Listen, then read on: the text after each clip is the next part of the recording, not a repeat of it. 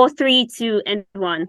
A common issue in the business environment is disputes, and disputes often arise either internally or externally when one individual or business does not approach a situation according to specific expectations. Today, we're trying to understand and drill down better on how businesses or MSMEs can manage businesses. And today with me, I have to join me on the conversation, Precious Toju, who's referred to as the structure lady.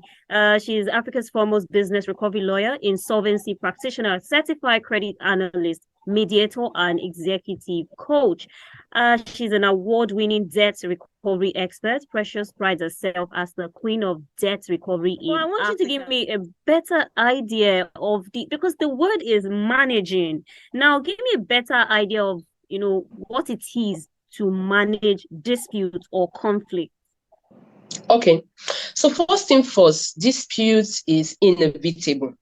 We all know that in all relationship, and it's even worse in business because we have different people that come in with different intention, and even when agreements are signed by parties, even when they are laid down terms and conditions and rules and policies, people will always not keep and comply with it. So as an entrepreneur or somebody that is into business, you need to understand that fact that dispute is inevitable. But how you manage this dispute is what is very important. Very, very important. Because if dispute is inevitable, it means that it's something that you're going to face almost on a daily basis in your transaction. And so if you do not manage it well, you will just end up closing down your business and losing clients. Okay, so when we talk about the management of disputes, it simply is how do you handle a situation that it doesn't escalate? And even if it does escalate, how do you calm it down? Because I always tell people, no matter who you're having dispute with today can be a better business partner tomorrow, or bring people into your business, or also refer. Let me give you a typical example. Somebody gave us a debt recovery file last 2 weeks for us to, of course, that's my field. So I get that every day. Like people are really owing people in this country. So I get that like every day. So, and she was like, even Nigeria is owing. So she was like, she wants us to go to the person's house and harass the person and do this and do that. She just wants her money back. Now, I get that she's angry. I get that she just wants some money, but harassment is not the issue. So the mere fact that somebody has owed her and is a back and forth, there's already a dispute in that. But how she manages it is now the issue. So I told her, in this firm, we do not harass. It's not even our duty as lawyers to harass. We look for a better means to resolve disputes. Let me give you another example. There's somebody else that met us for a debt. Like, no, not meet us, sorry. She actually dragged our client to the police who had done something wrong. I'm not going to divulge the whole fact because of lawyer clientele privilege. So something happened, and she dragged him, and we had to defend him. However, in as much as I am the defendant's lawyer, there was a way I tried to talk with the woman and her lawyer, and she loved it. And guess what? She came back to us last month to say she has some debts which she wants us to recover. Do you get? So management is how do you handle it? Whether the dispute is internal or external, because the way you handle it can bring more business, and the way you handle it can drive out even the ones that you already have on ground. I like that point that you just stated. And I know earlier you also mentioned that disputes is quite inevitable. So away from, somebody owing the other person, this one is having a debt to pay, what are some of the reasons that disputes arises for businesses? Because you also Okay. mentioned that it could be internal. I mean, and it could also be external. So what are some of those reasons that disputes may arise? Okay, so one of the reasons for disputes in business, whether internal, let me even start with internal first, because there are Exactly. different reasons for different things. So one Exactly. of the reasons, when we are saying internal, it simply means that within the staff, within the administration, it doesn't really have to do with the third party, because external has to do with. So when you're saying, for example, you employ somebody and you don't have employment, you don't have a policy, there is no agreement, there is nothing. You don't have a structure how your business runs, who handles what and who is who. You understand? That alone is going to bring disputes because we'll be overlapping, people will be overlapping each other. So you get somebody and you do not tell the person these and these and these are your duties, and this is what I'm going to pay you, and this is how I am going to pay you. So what am I saying? When you don't have a structure on ground and your policies are not well spelled out and explained to your staff, you're going to have disputes among your staff and even among the management. For like in our firm, before you come in proper, you go through 2 days orientation. Now, it's two ways. So I'm just giving an illustration now. There are two ways. We interview you and we have done everything, we'll give you a letter of offer and we spell out our terms and conditions in the letter of offer. Which one of it is 2 days orientation? And that offer is subject to, after the orientation, if you feel these policies are too harsh, the things I have learned here are too harsh, you can decide to walk away. You get. So when you have accepted the offer is not automatic that okay, since you've accepted, you have no choice. No, because you will go through the orientation policies, our rules, and you say, fine, we sign your that is the point. Is you don't sign employment All right. agreements before orientation. You understand? So you sign it before orientation. So after we sign, so that spells out. So you cannot come tomorrow and say you did not understand. So that alone, it's not like there won't be minor issues in the office, but that's different than disputes that, it will come so loud that even customers or clients that are coming to your place of business will notice. So that's one way to actually manage disputes internally, put a structure, have policies on ground. Now, when it has to do with external, it's almost the same thing. The difference is that the structures you put on ground for your staff is not the same for your customers. So you have to spell out your terms and conditions. Do you return? Do you refund? Do you do exchange if you're selling physical products? If you do, what are the criteria? You see, if you shop with Jumia will, before you shop, they will tell you XYZ. This is, you have this day, this time frame to, return and all of that. So that is a way to manage disputes. Have your terms and conditions, have your policies, and have a structure All right. of how you can actually relate with your customers or your clients. So I want you to spell out specifically the strategies for conflict management. What are those Okay. specific strategies that business owners need?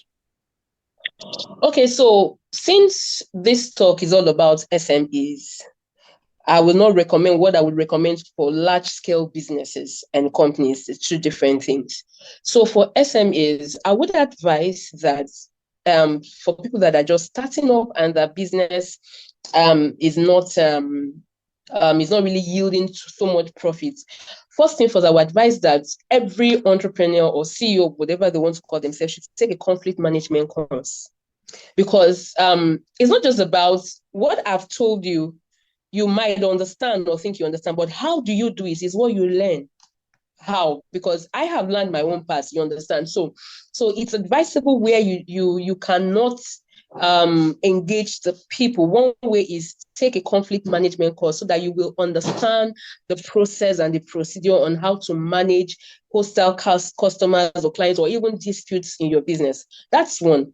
Secondly, you can retain a conflict manager or a dispute expert. And by retainer can come in different forms. You could I know of some companies that will employ a conflict manager or a mediator or a mediation advocate, just retain them so that when there is a dispute, it first gets to that table and they see how they can resolve it. So that is another way that you can actually do that. You can either, take a course on it, or you get an expert, and there are two ways to retain. You can retain that expert for a whole year, or you have an agreement that whenever there is a conflict that you cannot manage, because there are levels of conflict. When there are conflicts that you cannot manage, maybe to escalate or they begin to drag you to the police or drag you to court, you can bring in a neutral party who you have retained solely for that. So basically, that is what you can do, because I would not advise SMEs to be looking at lawsuits. It's not cost effective for you, and a lot of times, even a lot of disputes that we help to resolve for businesses, we don't even go to the courtroom. I believe the courtroom is for more complex matters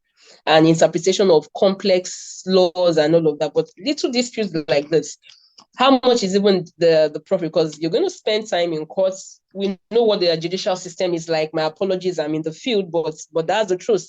Little thing, you're spending 2-3 years, you're going to pay a lawyer each time the lawyer is going to court, you're going to pay a lot of things. So something that you would have resolved under 1 month, 2 months, if you had retained an expert in that field. So those are the ways you can actually manage disputes in your business. Practical ways. Okay. Yes, because I think I want to add to your point, because I had an experience, a secondary one, where somebody had an issue with a person who leased out a space for him to do business, and something went wrong along the line. I think the other guy felt the person who leased out the apartment was cheating him, and because of that, they had to shut down the other person's, shop for a while, the office, and he was saying that he was losing millions of naira every day. So that brings me to your point, because I think it's something they should have handled better from the get-go. Okay, thank you so much. Is it really important for you to have these skills for conflict resolution, for you to be able to resolve disputes? Why exactly is it so important for a business owner? Okay. Well, I think I've mentioned it, but let me just repeat Well, the point. yes. Yeah, let me just repeat the point. It's important because, one, conflict is inevitable. Okay. That's number one. If you before you start a business or go into any relationship, if you don't have it at the back of your mind, then you will be surprised. Because even the terms and conditions I'm talking about, some people will even flaunt it, like they will still not if clients have done it to us, even as lawyers. So imagine doing it to but imagine how it would be with you dealing with a non-lawyer. So first thing, you have to understand that conflict will come, and it can come from anybody and anywhere. So once you have this at the back of your mind, the next thing you will ask yourself is, what is my plan if there is a conflict? For the method that you've been running business for 6 months and there's none, doesn't mean that conflict will not come at the end of the day, because one Right. conflict can come and destroy everything. So Hmm. that's it. Those are the reasons why you should what was the question again? Sorry, that the reasons why Why this it is really exactly important. yes, why it is important. Another thing is, it's really important because if you don't manage it well, it can ruin your business. It can actually one client can be a whole of or one client or customer can be a whole of problem for you. We've seen situations where customers, client go online and begin to drag you, begin to do a lot of things. That is because you didn't manage that conflict well. Some people will outrightly ignore the outrage of their customer or client. Now, this has to do with SMEs. You're just building. I don't think you have enough any SMEs as they have made so much money to make money for lawsuits and law palaver, if I could be permitted to use that word. So that is another reason why it is very important, because so that it won't escalate because of your business brand. You need the world to see you as a good service provider, or is a good product seller, whatever it is that you're doing. Those basically for now are the main reasons why you must learn to manage disputes in your business. I've had a situation where somebody went to buy something, a very popular place, and she landed in the hospital.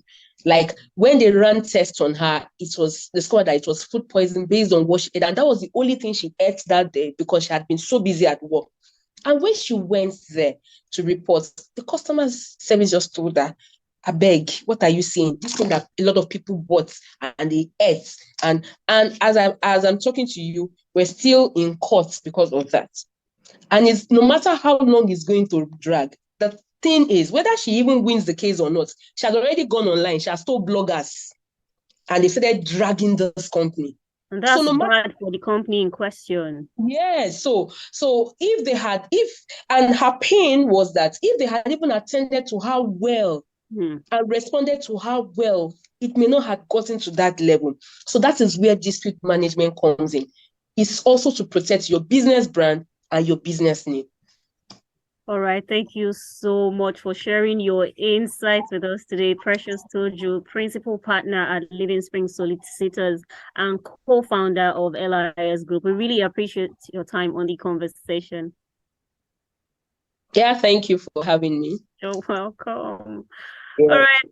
This is where we draw the curtains. It's been an amazing time discussing how business owners or SMEs can resolve disputes or manage disputes in their businesses. Thank you all for joining.